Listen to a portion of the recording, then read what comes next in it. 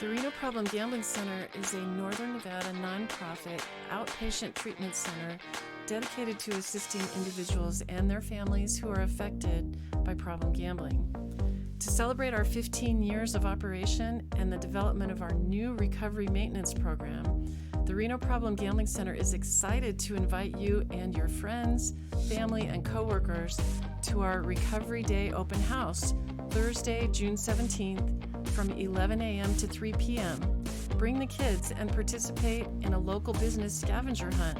We will be giving away unique goodie bags for everyone who participates, and we'll also offer a service opportunity of assembling wellness kits for 200 homeless persons.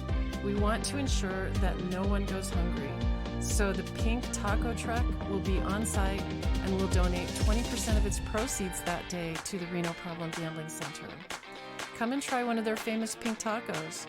Join us on Thursday, June 17th from 11 a.m. to 3 p.m. The Reno Problem Gambling Center is located just south of downtown Reno at 527 Humboldt Street, Reno, Nevada 89509. Drop in between 11 a.m. and 3 p.m. to join in the festivities or call the Reno Problem Gambling Center at 775-284-5335 for more information and to volunteer or donate for the event.